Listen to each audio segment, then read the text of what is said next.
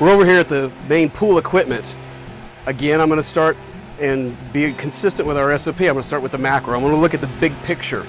So if you always start with the pump itself and go from there, you'll be much more consistent.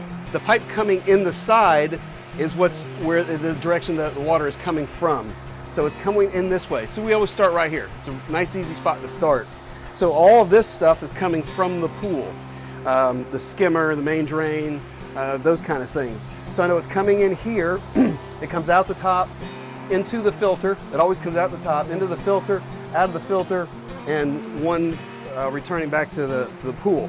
So very simple. Follow that path, and if you got a chlorinator or something like that, you got to make darn sure it's last. We've seen it plenty of times where it's been installed like right before the heater, things like that, which will obviously cause premature failure due to corrosion and so forth. So I've got the basic layout. I personally like to operate the valves. I know it's beyond the SOPs, but it's the only way I know everything works. And since I know the travel, the path of everything, I'm not afraid of doing that. On the back side, this is a new pump, okay? It's got a spot for a bond wire, but it's missing the bond wire. Now the bonding for pools has been around since 1962. It's been a really, really long time. This house was built in mid-2000s, so I know I'm well inside that requirement. If you can't establish a bond like it's buried somewhere here, in order to make a new one, you dig a hole all the way to the tank, the pool tank.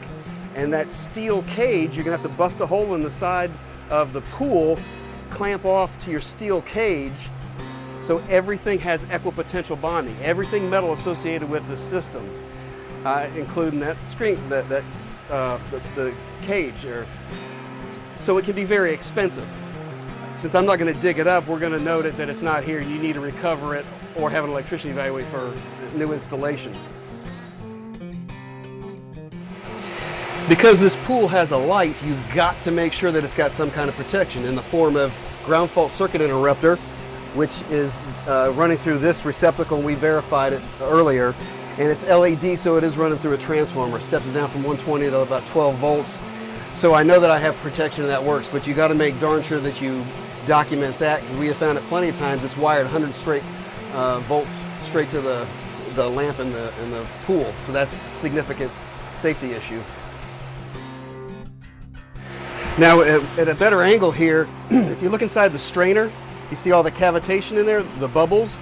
That means the system is sucking air from somewhere. So we're going to have to continue our investigation to find out where it's sucking air from. That'll come up in another second here.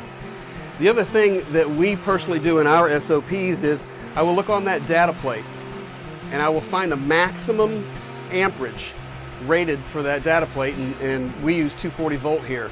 I will go ahead and take a physical amp draw at the breaker and compare the two. Because in Florida, these things are running 365 days a year. So we get, they don't live very long. So often we find it's running at and sometimes over max. If it's running over max, it may be an indication of a limited life, and that's something we put in the report. So if it does die the day they move in, I've documented it.